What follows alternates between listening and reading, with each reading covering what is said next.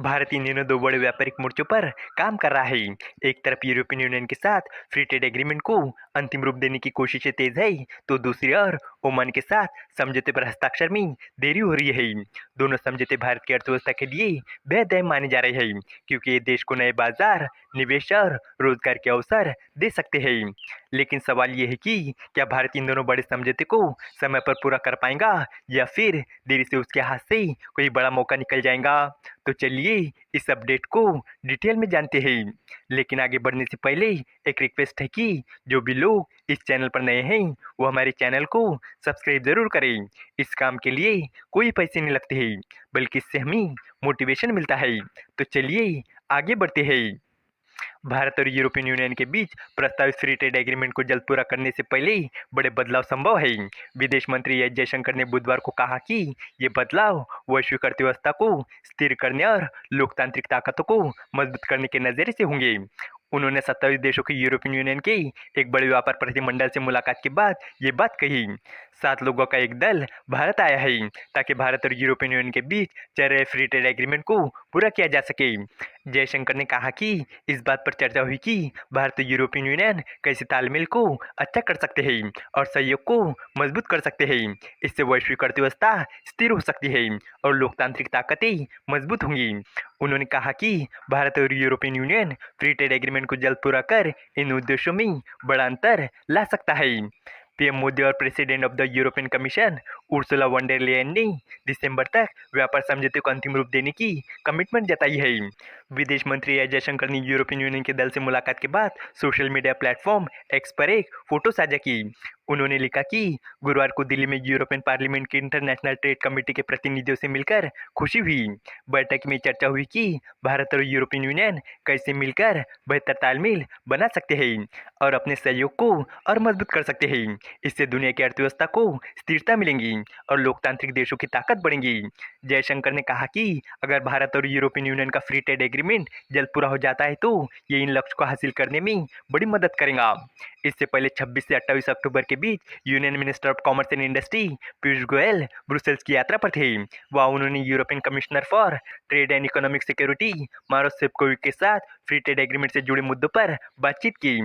सरकार के आधिकारिक बयान में कहा गया है कि फरवरी 2025 में जब यूरोपियन यूनियन का दल नई दिल्ली आया था, तब पीएम मोदी और president of the European commission Ursula one डर लेयन ने दोनों पक्षों को निर्देश दिए थे कि वो भारत और यूरोपियन यूनियन के बीच फ्री ट्रेड एग्रीमेंट को 2025 के अंत तक पूरा करें। दोनों ने इस लक्ष्य हासिल करने की अपनी कमिटमेंट दोहराई। ये बातचीत एक ऐसे व्यापार समझौते पर हुई है जो दोनों पक्षों को फायदा दे, संतुलित हो और बराबरी वाला हो। ये समझौता भारत और यूरोपियन यूनियन के बीच गहरा भरोसा और मजबूत रणनीतिक रिश्ते दिखाएगा। साथ ही दोनों एक दूसरे की जरूरी बात और प्राथमिकताओं का पूरा सम्मान करेंगे। इसके अलावा दूसरे अपडेट के बारे में बात करें तो भारत और ओमान के बीच फ्री ट्रेड एग्रीमेंट पर हस्ताक्षर को लेकर लगातार देरी हो रही है। इस बीच सुर्खियों में आया कि दोनों देशों के बीच किसी अनसुलझे मुद्दे को लेकर ये देरी हो रही है। लेकिन अब भारत सरकार के अधिकारी ने साफ किया कि फ्री ट्रेड एग्रीमेंट पर हस्ताक्षर में देरी ओमान की तरफ से प्रोसेस में देरी की वजह से हो रही है। ये देरी किसी भी मतभेद या अनसुलझे मुद्दे के कारण नहीं है, बल्कि ओमान की लंबी सरकारी प्रक्रिया के कारण है। दोनों देशों के बीच इस व्यापार समझौते पर बातचीत 2023 में शुरू हुई थी और अगस्त 2025 में पूरी हो गई थी। इस व्यापार समझौते को India Oman comprehensive economic partnership agreement यानी सेपा कहा जा रहा है। सरकारी अधिकारी ने बताया कि ओमान की तरफ से कैबिनेट नोट को अरबी में तैयार करने में काफ़ी समय लगा, जबकि भारत में ये प्रक्रिया सीधी है, जहाँ केवल कैबिनेट की मंजूरी की जरूरत होती है। वही ओमान में कई मंत्रालय इस पर गहरा विचार करते हैं और फिर कई मंत्री मिलकर इसे देखते हैं। उसके बाद कैबिनेट और फिर निचले सदन से मंजूरी लेनी पड़ती है। ये एक लंबी प्रक्रिया है। भारत और ओमान के बीच होने वाले इस व्यापार समझौते को ओमान के निचले सदन से हरी झंडी मिलनी बाकी है। ये सदन देश में सलाह देने और कानून बनाने का काम करता है। Minister of state for commerce and industry Jitin Prasada ने अगस्त महीने में राज्यसभा में लिखित जवाब में बताया था कि भारत ओमान सेपा पर बातचीत पूरी हो चुकी है। पिछले महीने कॉमर्स मिनिस्टर पीयूष गोयल ने भी कहा था कि इस व्यापार समझौते की घोषणा कुछ हफ्तों में हो सकती है।